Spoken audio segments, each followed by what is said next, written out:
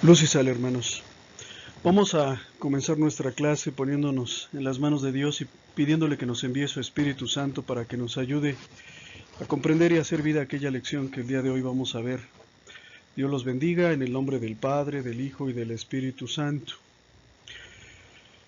Nuestra lección que vamos a ver el día de hoy es la número 16 de segundo grado y se titula El cristiano es un santo activo. La palabra activo quiere decir que actúa, que hace cosas. El cristiano es un santo que se gana la santidad haciendo cosas. Hace muchos años llegó a mis manos un libro de filosofía china llamado el Tao Te Ching, y ese libro decía una cosa que a mí me llamó la atención. Decía: el santo es el que practica el no hacer, es decir, que para esta forma de pensamiento chino, la santidad se consigue en el momento en el que dejamos de actuar, en el momento en que no tenemos ninguna relación con nadie, en el momento en el que no hablamos con nadie, en el momento en el que tomamos nuestras pertenencias y nos vamos a vivir a lo más alto de un cerro, aislándonos por completo, pues nos estamos volviendo santos para esta creencia china. Para el cristiano es totalmente lo contrario. El cristiano se santifica en el mundo, en el contacto con sus hermanos, en iglesia, en comunidad, estando con los otros. Habíamos dicho en alguna lección anterior: o nos salvamos juntos o nos condenamos juntos. El cristiano siempre está en relación, el cristiano siempre está en comunidad. La fotografía que aparece ahí es la fotografía de Santo Tomás Moro, un hombre que fue canciller de Enrique VIII. Allá por el siglo XVI, Enrique VIII pretendió, y de hecho fundó su propia iglesia, la iglesia anglicana, pero su canciller, ¿verdad?, Tomás Moro, Thomas More sería en inglés, pues se mantuvo fiel a la iglesia y se santificó sin hacer nada especial, haciendo simplemente lo que era su trabajo y ya. Entonces vamos a hablar de este tema. Es un tema muy bonito, un tema muy bueno, que espero que les traiga mucho provecho espiritual. Antecedentes. Habíamos hablado en las lecciones acerca de lo que es la santidad. ¿Quién se acuerda lo que es la santidad? La santidad es la esencia de Dios. Dios es lo único y lo más puro, lo más sagrado, lo más limpio. La santidad es la esencia de Dios. Y hablando al modo humano, santificarse, pues quiere decir tratar de parecerse a Dios, tratar de seguir el mandamiento de Dios de que debemos de ser santos. Habíamos visto también en una lección anterior que la santidad se consigue, se mantiene y se aumenta por medio de la unión con Dios. Y esta unión con Dios se da a través de la oración, pero también a través de algo muy importante que se nos está pasando, y que es la Santa Eucaristía. En el momento en el que comemos el cuerpo y la sangre de Cristo, nos unimos a Cristo, nos unimos a Dios. El día de hoy vamos a ver que existe otro medio para alcanzar la perfección espiritual, y este medio es el sacrificio y la negación de sí mismo. Aquí me detengo un momento. Todos los seres que existen en el universo, quiero decir los seres animados, las plantas, los animales y sobre todo los seres humanos, tenemos algo que se le llama sentido de conservación. El sentido de conservación pues no es más que una forma de reafirmarnos en ese momento en el que nuestra vida corre peligro. Entonces, el ser humano por naturaleza tiende no a negarse, sino a reafirmarse, no a pensar en el otro, sino a pensar primero en sí mismo, no a preocuparse por el hermano, sino a preocuparse por sus propias necesidades. Y aquí lo que la lección nos está sugiriendo es algo que nosotros tenemos que entender en profundidad, porque hace parte de la riqueza espiritual de nuestra fe. Aprender a negarnos a nosotros mismos, aprender a no ser nosotros mismos lo más importante para nosotros. ¿Qué es la negación de sí mismo? No se trata de negarnos lo que no nos está permitido, ¿verdad? Se trata de negarnos aún lo que nos está permitido para ir formando y afirmando el carácter y la fuerza de voluntad. Hermanos, si yo no tengo para comprar un pastel, ¿sí? Y porque no tengo para comprar ese pastel, no lo como, nada hay de sacrificio ni de negación de sí mismo en eso. La negación aparece cuando yo, teniendo derecho, teniendo la posibilidad de comerme ese pastel, no lo hago. Y no lo hago por una razón que no tiene que ver conmigo mismo, con mi salud, con ahorrar dinero, con alguna otra consideración, sino como un ofrecimiento a Dios nuestro Señor. ¿Sí me entienden? Entonces, el hecho de que yo me quede sin comer el día de hoy porque no tengo dinero, eso no me conduce a la santificación. Me conduce a la santificación cuando yo, pudiendo hacer algo, pudiendo comer algo, pudiendo participar del disfrute de un bien, no lo hago por una razón que no está en mí, sino que está en Dios nuestro Señor, y para ir formando mi fuerza de voluntad. Les pongo otro ejemplo, ¿verdad? A mí me gusta mucho la Coca-Cola. De hecho, ya he tenido problemas de salud a causa de la Coca-Cola. Yo trabajo todo el día, desde las 8 de la mañana hasta las 5 de la tarde. ¿Tengo derecho a comprarme y tomarme una Coca-Cola, sí o no? Pues sí, sí tengo derecho. Muchas veces, pensando en mi salud, me he propuesto no volver a tomar Coca-Cola, y cuando recuerdo la promesa que había hecho, ¿qué creen? Que ya voy por la segunda. Entonces fíjense bien, si una Coca-Cola te vence, ¿qué será el dinero mal habido? ¿Sí? Si la pequeña botella de Coca-Cola te venció, el día que te presenten dinero mal habido, ¿vas a poder decir que no? ¿Vas a poder resistirte a la tentación? Pues no, esa es la idea, hermanos. No se trata de negarnos las cosas por negárnoslas. No es como los paganos cuando nos ven haciendo oración y ayuno piensan que estamos en huelga de hambre. No estamos en huelga de hambre. Estamos formando nuestro carácter y nuestra fuerza de voluntad y nos privamos no por nuestra salud o por una explicación que esté basada en nosotros mismos, sino que nos privamos de las cosas para alcanzar la santidad. Por eso lo hacemos. Ahora bien,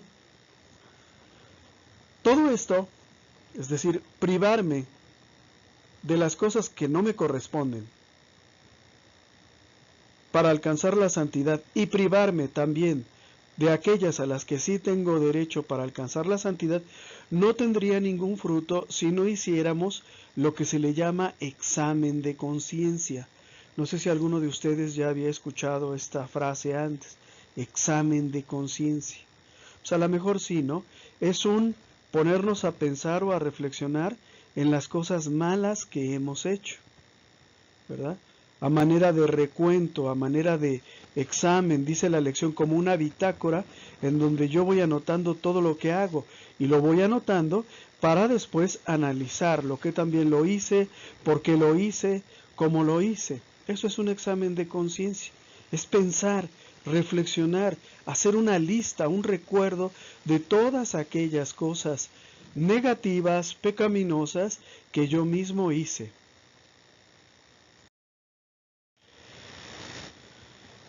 ¿Por qué es importante el examen de conciencia? Pues porque si no hacemos una revisión frecuente de nuestra vida, poco a poco vamos a ir aflojando en el propósito de ser santos sin darnos cuenta de ello. Miren, nosotros a estas alturas de la vida, ya estando en segundo grado de escuela de pastoral, se supone que ya hemos superado los grandes pecados. Es decir, que ya no robamos, que ya no matamos, que ya no mentimos, que ya no somos adúlteros. Se supone. Sin embargo, todavía tenemos muchas imperfecciones que también llamamos pecados veniales y que poco a poco pues van minando nuestro deseo de ser santos. Ejemplo, yo ya no robo, ¿sí? Pero en mi trabajo pues me quedo con los cambios. Si me mandan a hacer a comprar una cosa, me quedo con el cambio, pero ya no robo. Es decir, ya no robo en grande, ahora robo en pequeño. ¿Sí? Yo ya no soy adúltero, pero comparto pornografía a través de las redes sociales. Es decir, ya no engaño a mi mujer, pero lo sigo haciendo en pequeña escala.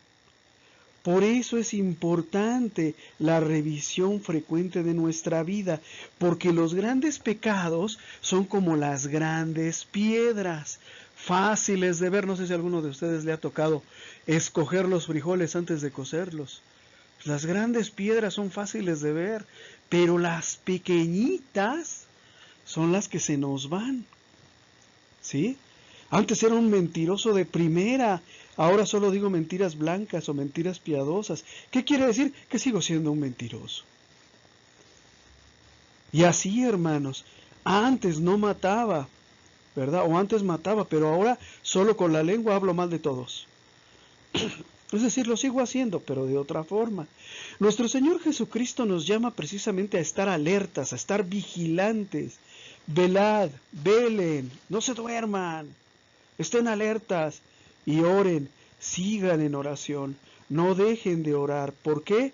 Para que no caigan en la tentación. La tentación es algo que habita dentro de nosotros. La concupiscencia está ahí dentro de nosotros. La tentación simplemente es la ocasión de realizar la concupiscencia. Y tenemos que estar, nos invita nuestro Señor Jesucristo, en un estado permanente de vigilancia y oración, porque el espíritu está pronto, el espíritu está animoso, el espíritu quiere la santidad, el espíritu quiere correr detrás de Cristo, pero la carne es débil. La carne quiere todo lo que es cómodo, todo lo que es placentero, todo lo que es fácil, ¿sí? Entonces, es domingo, ahora que fue domingo, precisamente el día de ayer, ahora que fue domingo, hacía muchísimo frío, ¿verdad? Y el espíritu decía, vámonos a misa, y la carne decía, ay no, estamos como a 6 grados. ¿Se entiende? Entonces por eso es importante que estemos siempre vigilando, velando y orando. Jesús lo recomendó. Si el dueño de la casa supiera a qué horas va a venir el ladrón, no dejaría que le horadasen, le perforasen su casa. También ustedes estén preparados, porque en el momento en que no lo piensen, vendrá el Hijo del Hombre. Nuestro Señor Jesús, ¿verdad?, nos invita a estar preparados y pone, por ejemplo, o pone como ejemplo, el hombre que cuida la casa, el vigilante que cuida su casa. Si él supiese a qué horas va a venir, pues estaría alerta para que no llegara. El tema es que tú no sabes a qué horas va a llegar el Hijo del Hombre y por lo tanto, si te duermes un poquito, si cierras los ojos un poquito, pues entonces caemos en la tentación, nos olvidamos o de plano dejamos de esperar al Hijo del Hombre, ¿no? Entonces, es otra forma de decirnos que estemos alertas, que estemos preparados.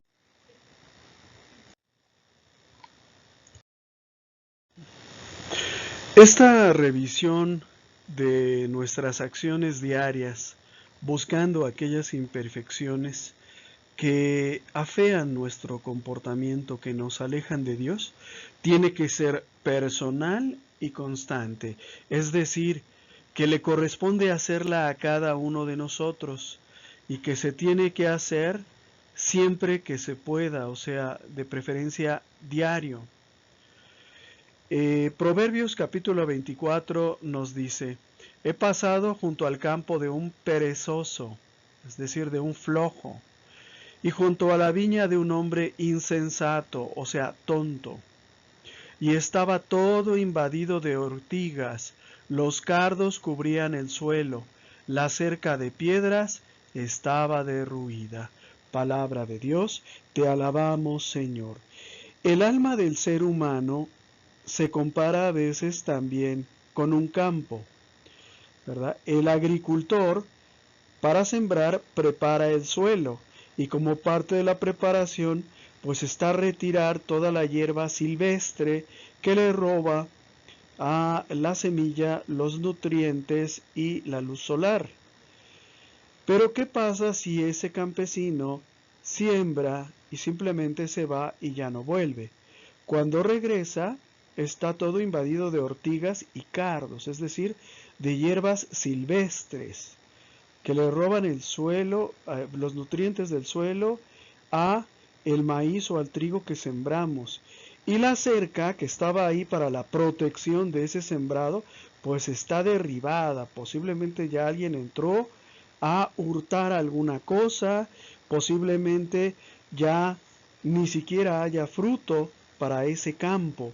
Entonces, Proverbios 24 nos invita a no ser flojos y a revisar constantemente la viña que es nuestra propia alma, para ir quitando esas ortigas y esos cardos que son los pecados, los grandes y los pequeños, que no por ser pequeños son despreciables.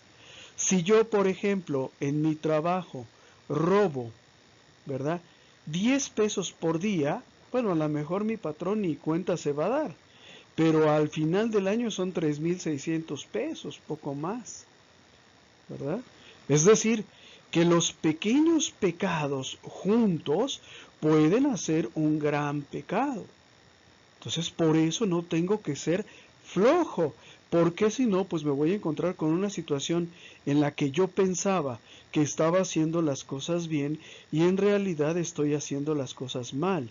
Yo pensaba que estaba cumpliendo con la voluntad de Dios, que estaba practicando aquello que la palabra de Dios me enseña y en realidad nunca fue así. Por eso tenemos que aprender hacer este examen de conciencia siempre, de una manera profunda. Dos cosas que no los dice la lección, pero se las digo yo. Este examen de conciencia se debe de hacer a la luz de Cristo, no a la luz del mundo. ¿Qué quiero decir con esto? Quiere decir que cuando yo haga mi examen de conciencia, no tengo que poner como medida o como criterio de examen lo que piensa el mundo, sino lo que piensa Cristo. Ejemplo, si yo, ¿verdad?, digo una mentira piadosa, eso para el mundo no es pecado. Bueno, pero ¿qué es para Cristo? Pues una mentira. Si yo robo en mi trabajo solamente 10 pesos, eso para el mundo no aplica ni para que sea robo, pero para Cristo es un robo. ¿Sí me entienden? El examen de conciencia se hace tomando como rasero, como criterio, como parámetro, el pensamiento y las enseñanzas de Cristo, no lo que el mundo considere. ¿Por qué? Porque somos muy dados a justificarnos en la mayoría. Pues sí robé los 10 pesos en mi trabajo, pero todo el mundo lo hace. Es más, hay otros que hasta roban más que yo. Y así el mundo nos da los argumentos para que sigamos pecando, ¿verdad? Y sigamos desobedeciendo la palabra de Dios. Hay una frase de San Francisco de Asís que a mí me gusta mucho y dice, eres lo que eres a los ojos de Dios. ¿Sí? Eres, pero no lo que eres a tus propios ojos, o no lo que eres a los ojos del mundo. A los ojos del mundo quizás seas un triunfador, un hombre santo, un hombre que practica los mandamientos. A lo mejor a los ojos del mundo o a tus propios ojos tú eres un hombre bueno, pero a los ojos de Dios, que todo lo ve y que todo lo escudriña, tal vez no sea así, ¿eh? Entonces, eres lo que eres a los ojos de Dios. En Reyes 1 y 2 hay una frase que a mí me gusta mucho, que se repite mucho, pero dice, hizo lo malo a los ojos de Dios. Y eso es importante, porque hacemos muchas cosas que son malas a los ojos de Dios, ¿verdad? Como votar por el aborto, como votar en favor de partidos que promueven toda clase de depravaciones sexuales y que el mundo no lo considera malo, sino muy bueno. Pero, pues para Dios, nosotros estamos optando. Estamos eligiendo entre Jesús y Barrabás. Y vamos a ver qué piensa Jesús respecto de nuestra elección. ¿Sí me entienden? Bueno, seguimos. Hay un supuesto muy importante que ya habíamos dicho, pero que no creo que sea ocioso que lo volvamos a repetir. Se supone que a estas alturas los grandes pecados ya los hemos sacado de nuestra vida. Se supone que después de un año de estar en escuela de pastoral, tú y yo ya no robamos, ya no matamos, ya no estamos a favor del homicidio, ya no estamos a favor de la pena de muerte. Se supone, y espero que ese supuesto sea real. Sin embargo, son los pequeños pecados, los pecados veniales, los que casi siempre pasan desapercibidos y nos conducen a las faltas cada vez mayores. Si todos los días me estoy robando en mi trabajo 10 pesos y nadie lo nota, ¿qué tal si algún día se me antoja robar mucho más y todo el mundo lo nota? Por eso es importante considerar con mucha atención los siguientes elementos del examen de conciencia. Primero, tenemos que analizar nuestra humildad, es decir, qué tanto estamos ganando o perdiendo en estima y alabanza de otros que nos complazcan. Lo que hago, ¿lo hago para servir a mi Dios? ¿Lo hago para cumplir con la voluntad de mi Dios? ¿O lo hago para que los otros me quieran, para que los otros me alaben, para que los otros me aplaudan? Porque me gusta que me aplaudan, me gusta que me inviten. ¿Sí? Entonces hay que analizar si lo que estamos haciendo verdaderamente lo estamos haciendo con humildad. También tengo que analizar qué tal voy en la caridad, qué tal voy con el amor a mis semejantes. A lo mejor no los golpeo, a lo mejor no los robo, pero qué tal murmuro de ellos, qué tal hablo mal de ellos, qué tal estoy molesto con ellos, qué tal soy impaciente con ellos, no los aguanto. ¿O qué tal siento aversión? No los puedo ver ni en pintura. ¿Cómo voy con la caridad? ¿Sí? ¿Cómo voy?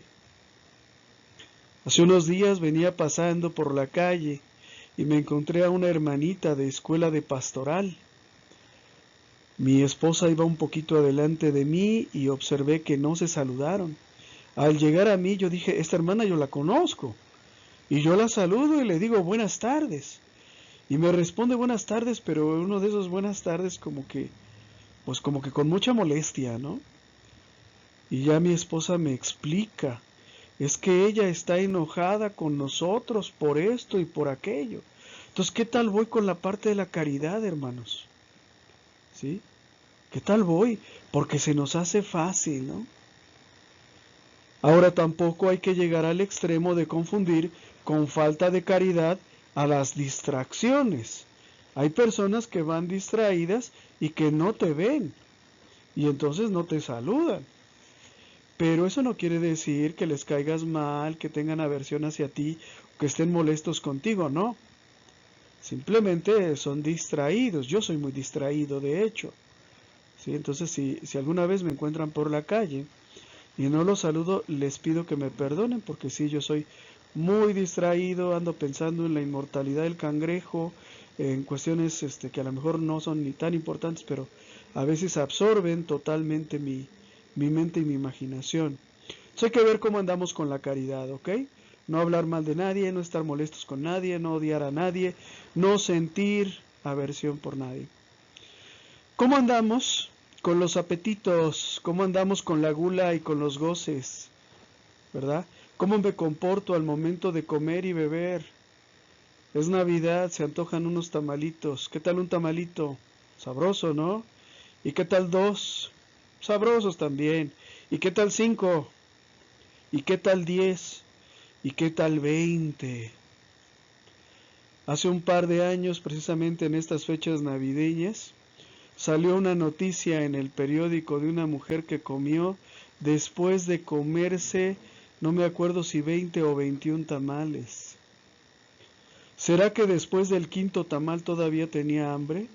¿No será que la gula era la que la estaba conduciendo? Lo mismo con el beber. Hace mucho frío, sí.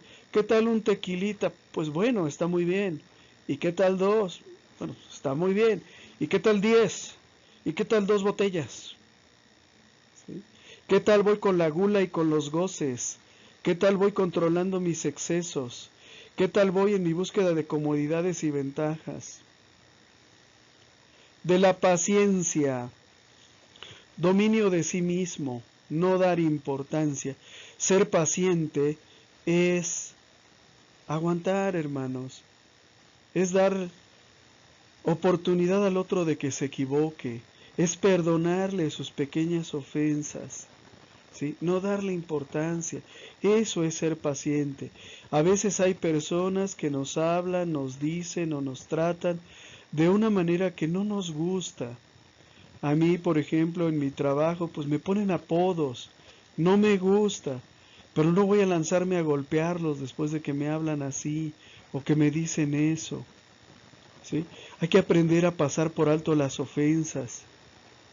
Claro, hay ofensas muy grandes. Si tu esposo o alguien te está golpeando, pues eso no lo puedes pasar por alto. Pero las pequeñas ofensas, las palabras, digamos, inoportunas o imprudentes, pues hay que aprender a pasarlas por alto. De la obediencia. ¿Cómo voy con la obediencia? ¿Sí llevo el uniforme de escuela de pastoral? ¿No lo llevo? ¿Llevo solo una parte sí y otra parte no? ¿Llego a tiempo? ¿Acepto la autoridad? ¿O siempre quiero estar haciendo lo que me da mi regalada gana? ¿Obedezco cuando me conviene? ¿O hago como que obedezco y al final no obedezco? ¿Cómo voy con la obediencia? También hay que analizar cómo vamos con la pobreza evangélica, cómo voy en el control de mis excesos, evito el desperdicio. Ahorita son posadas, es Navidad. Bueno, ¿evito el desperdicio? ¿De veras todos los dulces que pido me los voy a comer? ¿Sí? Llevo mi taza y mi plato para no tener que estar comprando uniceles y desperdiciando y contaminando el ambiente. He aprendido a renunciar a aquello que no es necesario. Me dieron mi aguinaldo, quiero un celular, ya tengo 5, pero quiero el sexto. ¿Sí? Hay que aprender a renunciar a lo que no es necesario. Entonces hay que ver también cómo voy con la pobreza. ¿Por qué? Porque si siempre estoy deseando cosas y siempre estoy ambicionando, pues lógicamente nunca voy a tener tiempo para la caridad. ¿Cómo voy con la castidad? ¿Cómo voy con el cuidado de los sentidos, de mis amistades y de mis afectos? ¿Sigo viendo esas notas en el periódico o en la revista cargadas de pornografía? ¿Sigo acercándome a esas amistades que me invitan a pecar o procuro hacerlas a un lado? ¿Cómo voy con mis afectos? ¿Sigo sintiendo esa atracción por esa persona, ese hombre o esa mujer? ¿O ya aprendí a que esa mujer es una mujer casada y no es para mí? ¿Sí? ¿Cómo voy con la castidad? ¿Cómo voy con lo que veo? ¿Con lo que escucho? ¿Con lo que pienso? ¿Con lo que deseo? ¿Cómo voy? Entonces aguas, porque es muy fácil deslizarse e ir cayendo en pecados todavía peores. Tengo que analizar también cómo voy con el cumplimiento de mi deber, lo que hago, lo hago bien o lo hago mal. ¿Sí? Todo lo que se hace merece ser bien hecho. A nadie le toca hacer lo que a mí me toca, solo a mí. No debo estar esperando a que otro haga lo que a mí me toca. ¿Sí? En mi trabajo me piden que haga un correo electrónico. Bueno, sí va con algunos errores, pero de todos modos lo mando. No, lo que merece ser hecho, merece ser bien hecho. ¿Sí me entienden? ¿Por qué? Porque el cristiano trabaja ofreciéndole su trabajo a Dios. Soy trabajador de una tintorería, me toca limpiar un abrigo, pues lo voy a limpiar bien, no le voy a dar nada más una aparentada, sino que lo voy a limpiar bien. ¿Cómo voy con los actos de piedad? ¿Si hago oración diario o cada que me acuerdo? ¿Hago meditación? ¿Si voy a misa todos los domingos? ¿Si acudo a los sacramentos, particularmente a la Eucaristía? ¿O solo voy a misa, pero la verdad es que no comulgo? ¿O si hago oración, pero nada más cuando me acuerdo, a veces una vez por semana? ¿Cómo voy con mis actos de piedad? ¿Sí? ¿Voy a misa cuando me nace o voy cada domingo? Cuando estamos alejados de Cristo tenemos mucho esa frase, ¿no? Yo voy a misa cuando me nace. Pues no, No voy a misa cuando me nace. Me voy a misa porque es una necesidad imperiosa el reunirme con Cristo para escuchar su palabra y beber su sangre y comer su carne participando en la Eucaristía. ¿Cómo voy con eso de hacer todo puramente por agradar a Dios y agradarle mejor? Lo que hago, el servicio que presto en mi parroquia, esta lección que yo les estoy impartiendo, ¿lo hago por agradar a Dios o por agradarles a ustedes? Estoy seguro de que muchas cosas que yo he dicho en estas lecciones a ustedes les han molestado. De hecho, frecuentemente recibo mensajitos de hermanos que me piden no hablar de esto o no hablar de aquello. No hables de que el gobierno de México promueve el aborto, es mi presidente y lo amo. Pues lo siento mucho, hermano, pero su presidente y el partido de su presidente son los grandes promotores del asesinato de inocentes en México. Sí, pero es que tú eres del PRIAN, estás cansado, estás ardido, ponte vitacilina, ya no vas a poder seguir robando. Yo no robo, hermano, no trabajo para el gobierno. Le digo porque es la verdad. Este gobierno y su partido son los grandes promotores de toda clase de perversiones sexuales y de ese pecado todos nosotros somos corresponsables. Ustedes porque votaron por él y yo porque lo permití. Entonces, lo hago por agradarles a ustedes. Lo siento mucho, hermanos, ya muchos me han amenazado con que no van a seguir viendo o escuchando mis videos. Les voy a decir una cosa, YouTube te da la oportunidad de monetizar tus videos, es decir, que se te pague una cantidad por cada persona que vea el video. Mis videos no están monetizados, hermanos. ¿Qué quiere decir? Que yo no recibo ni un centavo, si tú ves mi video, ni me quitan un centavo porque tú te niegas a verlo, ya que ataco tus convicciones o ataco tus ideas. ¿Cómo voy con la conformidad con la voluntad de Dios? No pasivamente, sino activamente, es decir, procurando que todo salga de la mejor manera. ¿Sí me conformo con la voluntad de Dios? ¿O estoy medio resentido porque no se hizo lo que yo quería, lo que yo pensaba, lo que yo planeaba? Muchos tenemos pequeños resentimientos guardados hacia Dios, ¿eh? ¿Por qué? Porque le pedimos sanar y no sanamos. Porque le pedimos que este hermano que tanto queremos no muriera y murió. ¿Cómo voy con la conformidad con la voluntad de Dios? Pues sí, no tendría ningún sentido el hacer un recuento de los pecados grandes y pequeños que cometemos si no tuviéramos el propósito de enmendarnos. El examen diario de conciencia no tendría fruto si no se acompañara de la resolución de evitar en adelante las mismas fallas. Es verdad que nuestra voluntad, afectada por el pecado original, da lugar a una y otra vez a la falta de perseverancia en nuestras resoluciones. Pero el examen de conciencia frecuente ayuda mucho a hacer que las caídas se hagan cada vez más lejanas unas de otras y que su repugnancia vaya en aumento. Miren, hermanos, no es suficiente con que digamos y reconozcamos honestamente ante Dios nuestro Señor que hemos pecado, que hemos fallado.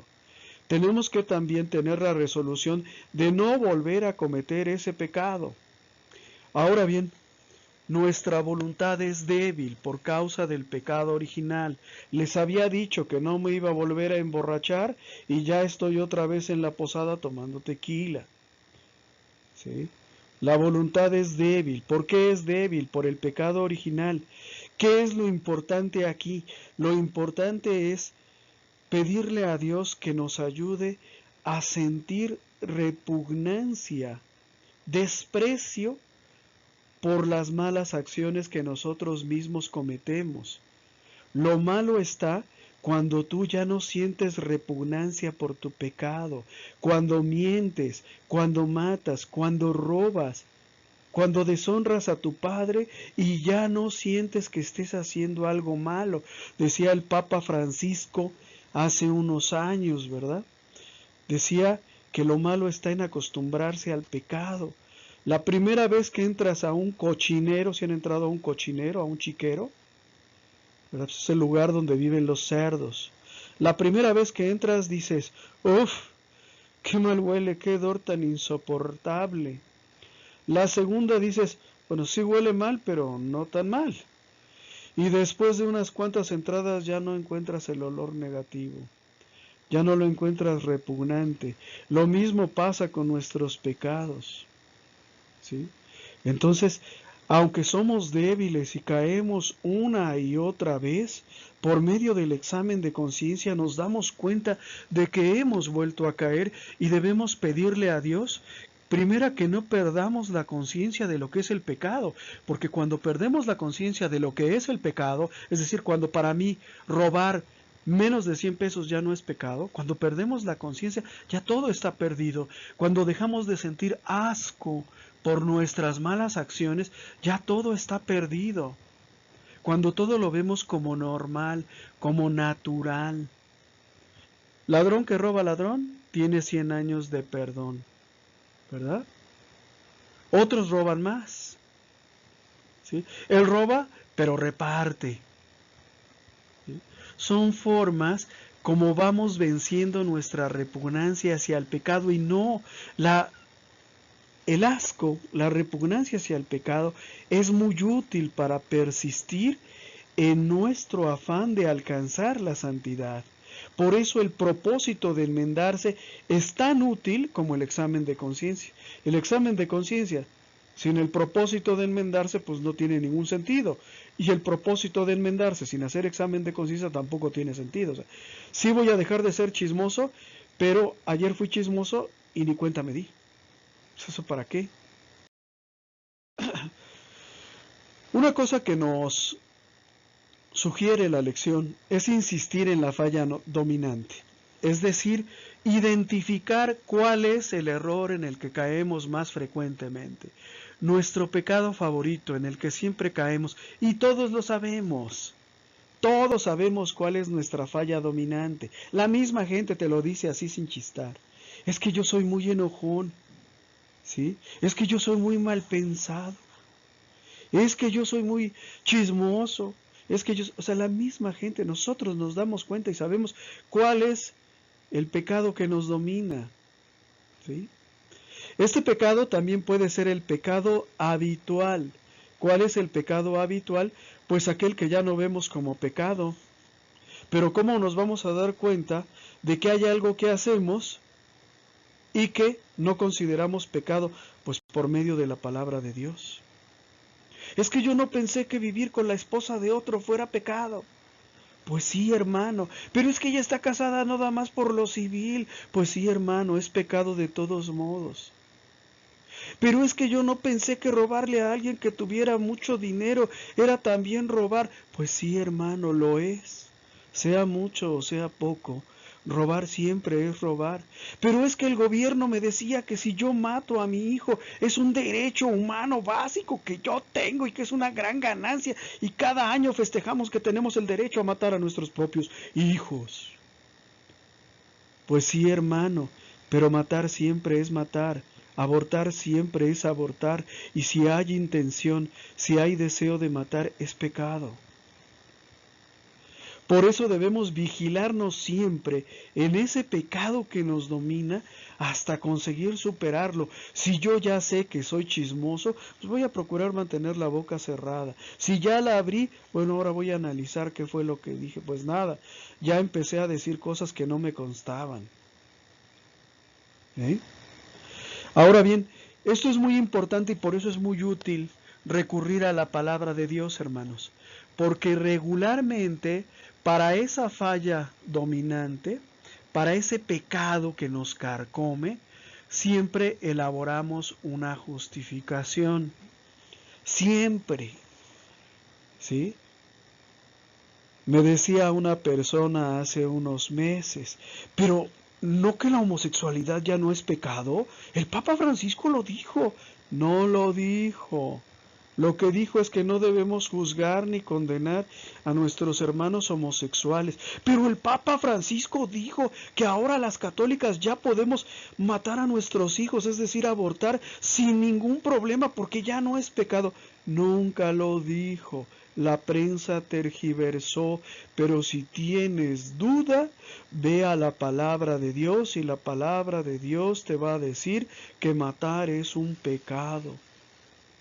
Ay, yo pensé que no era pecado, que si tenía relaciones sexuales con una mujer que no era mi esposa o con un hombre que no es mi marido, como lo hacía por amor, que es lo que todo mundo dice, ¿verdad?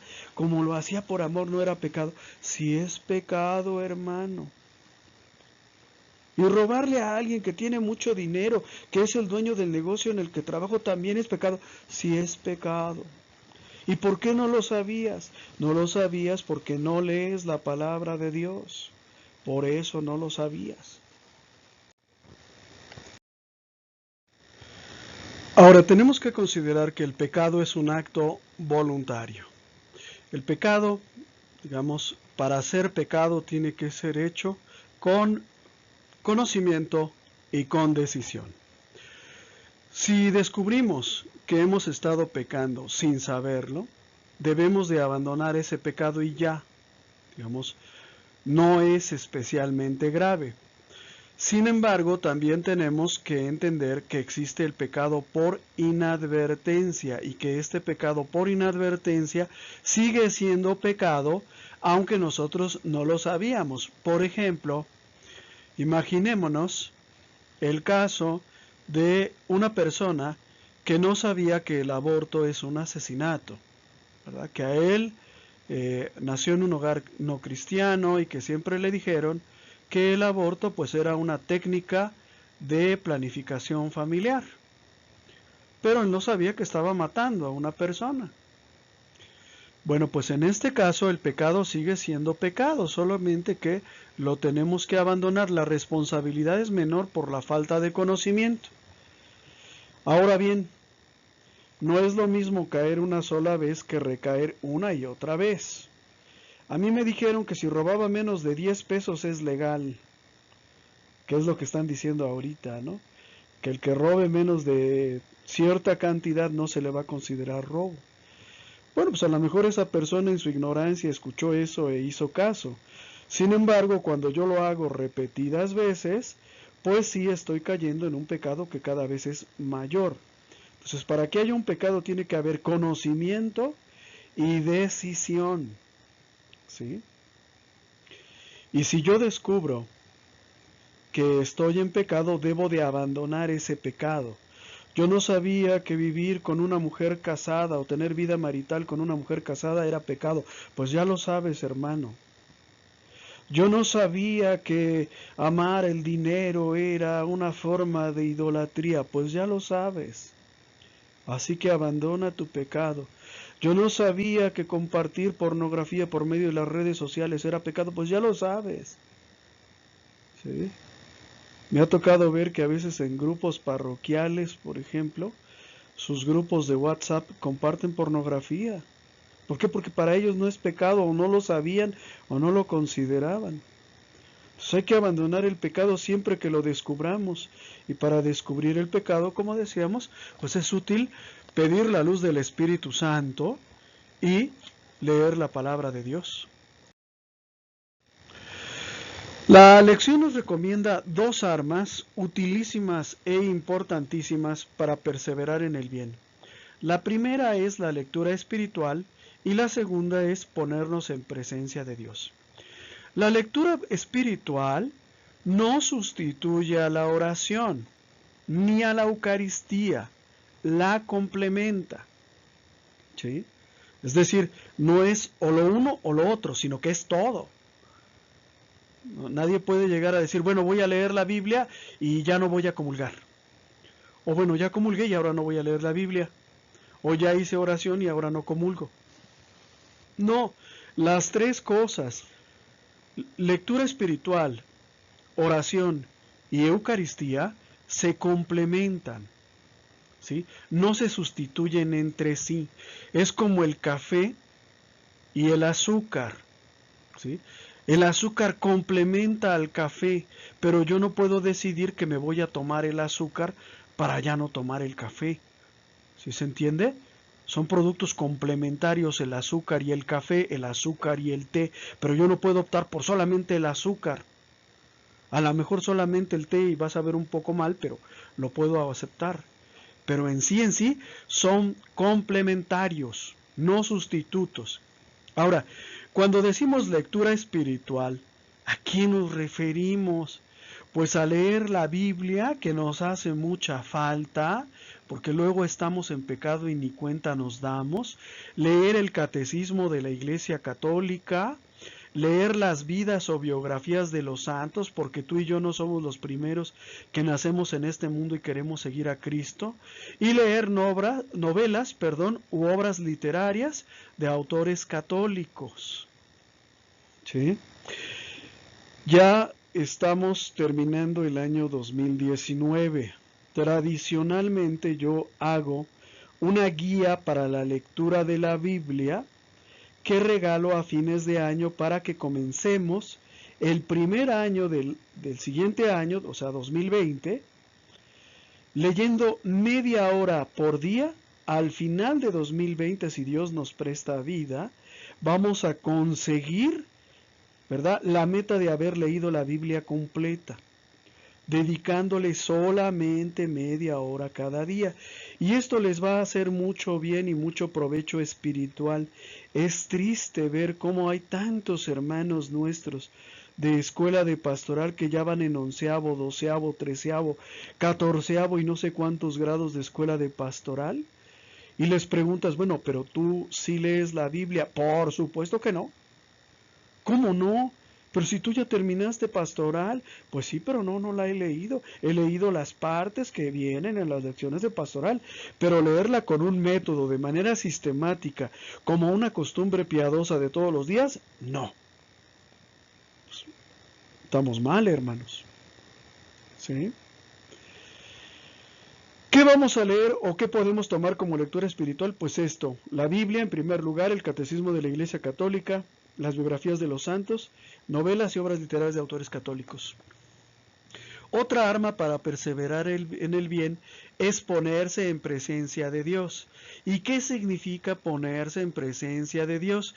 Es pensar, es adquirir la conciencia de que tú y yo siempre estamos en la presencia de Dios, que Dios nos acompaña siempre, incluso en esos momentos en que pensamos en que estamos completamente solos y nadie nos ve.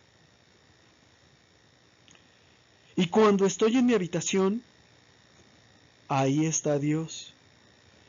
Y cuando estoy en mi trabajo, ahí está Dios junto a ti. Estás en su presencia. Eso es ponerse en la presencia de Dios, estar consciente de que Dios está siempre contigo. Por eso tú y yo debemos de hacer lo correcto, aunque nadie esté ahí para aplaudirnos, aunque nadie nos lo reconozca. ¿Sí? No se trata de hacer el bien porque los demás me están viendo, ¿verdad? Y si me robo esto, o si hago esto que es malo, pues no lo hago porque me están viendo. No, Dios te está viendo siempre. Volviendo al tema de la lectura espiritual, les recomiendo leer la Biblia, particularmente la Biblia de Jerusalén. En Escuela de Pastoral utilizamos la versión de Straubinger, que también es muy buena. La Biblia de Jerusalén es también muy buena. El Catecismo de la Iglesia Católica, que es la interpretación católica de la Biblia. Leer historia de la Iglesia, jamás me cansaré de recomendarles que lean un buen libro de historia de la Iglesia. Leer novelas y obras literarias escritas por autores católicos también es muy útil. Son obras muy hermosas. Quo Vadis, Fabiola o la Iglesia de las Catacumbas, y hay muchas otras. Retornamos a lo que es ponerse en presencia de Dios. Pues es saber que todo lo que yo estoy haciendo, Dios lo está viendo, y que como Dios lo está viendo, Dios me va a premiar. Mi vida, mi existencia es un espectáculo para Dios. Otro punto en el que insiste mucho la lección es en hacer el bien y hacerlo bien. Muchas veces creemos que para santificarnos tenemos que hacer cosas imposibles, extraordinarias, milagros, caminar sin tocar el piso, entregar nuestro cuerpo a las llamas o algo así, ¿no? Nosotros nos podemos santificar en las acciones ordinarias de la vida cotidiana. ¿Cómo? Haciendo las cosas bien, haciendo todo lo que nos toca hacer para la mayor gloria de Dios. Y esto es muy importante, actuar. Vivimos en un mundo que ya no cree en las palabras, porque tantas veces nos han engañado, tantas veces nos han mentido, que todavía sorprende los millones de personas que ponen su fe en otro hombre. Dice la Biblia, maldito el hombre que confía en el hombre, maldito el hombre que pone su fe, su esperanza en otro ser corruptible igual que él. Y son millones los que lo hacen, no uno ni dos, y apuesto que entre los que me están escuchando hay muchos que ponen su fe y su esperanza en los hombres. Y nosotros no debemos de hacerlo. ¿Sí? Todo lo que hagamos lo tenemos que hacer no para que los hombres nos amen, nos reconozcan, nos aplaudan, para que vean nuestros videos, para que nos reciban, para que nos inviten, no, sino para la mayor gloria de Dios. Y tenemos que poner cuidado en aquello que estamos haciendo, porque el mundo ya no cree en los que hablan, cree en los que actúan. Las palabras convencen, pero el ejemplo arrastra. Hay personas que son capaces de recitar capítulos enteros de la Biblia sin conseguir hacer realidad siquiera la 10ª parte de aquello que dijeron. Entonces hay que poner atención a todo esto. Yo los estoy invitando a que crean en Dios, a que pongan su fe en Dios, pero eso me obliga a pensar, bueno, ¿y yo también pongo mi fe en Dios? También tenemos que tener presente que ninguna esfera de nuestra vida, ni nuestra sexualidad, ni nuestra vida política, ni nuestra vida social, está lejos o está oculta de la mirada de Dios. Todo lo tenemos que hacer bien, porque probablemente sea lo último que vamos a hacer en esta vida. ¿En qué consiste hacer bien nuestras obras? Primero, en hacerlas puramente por Dios. ¿Tú por qué trabajas? Por dinero. Bueno, pues ahora tienes una nueva explicación. Lo vas a hacer para la mayor gloria de Dios. Tenemos que hacer las cosas lo mejor que podamos, no para que nos miren o nos aplaudan. Hace mucho tiempo, cuando yo entré a escuela de pastoral, se acostumbraba mucho que cuando un hermano daba un tema y le quedaba muy bonito, los demás aplaudían. Yo en lo personal prohibí todo eso. ¿Por qué? Porque me di cuenta de que muchos ya buscaban el aplauso. Y si no les aplaudían igual que al otro, ya se sentían mal. Por eso ahora, si te gustó esta lección, ¿verdad? No me mandes flores, no me mandes halagos. Di gloria a Dios, nada más. Gloria a Dios, porque a Él debe ser toda la gloria. Si yo hago estos videos y me tomo el tiempo e investigo y leo y todo esto, no es para que me manden decir que qué chipocludo soy, sino para que toda la gloria sea recibida por Dios. Y hacerlas en presencia de Dios, dándonos cuenta de que Dios nos está viendo. Y como les decía, tenemos que considerar que posiblemente sea lo último que hagamos. Digo, yo espero hacer la próxima lección para ustedes, pero como dice la Biblia, ¿no? En el hombre está el hacer planes, pero solo lo que Dios quiere se realiza. Vamos a hacer unas cuantas reflexiones personales. Ahora soy más consciente de mi necesidad de santificación. Ahora que soy más consciente de mi necesidad de santificación, tendré cuidado de aprovechar todos los medios con que cuento. ¿Has comprendido que negarte a ti mismo es precisamente salvarte? Nos dice el Señor, Si no cuentas conmigo, ¿con qué o con quién cuentas? Resolución. Nos ponemos todos de pie y decimos fuerte y claro: ¿para qué me afano tanto? Loco debo ser si no soy santo. Pues muy bien, hermanos, muchas gracias. Que Dios nos ayude a perseverar durante la próxima semana para alcanzar la santidad, para identificar aquellas fallas dominantes, aquellos pecados que cometemos muchas de las veces sin darnos cuenta de que los estamos haciendo. Que Dios nos ilumine y nos ayude a comprender que hemos actuado mal, en qué hemos actuado mal, y sobre todo que nos dé la fuerza de lo alto que se necesita para superar nuestros pecados. Muchas gracias, que Dios los bendiga en el nombre del Padre, del Hijo y del Espíritu Santo. Amén.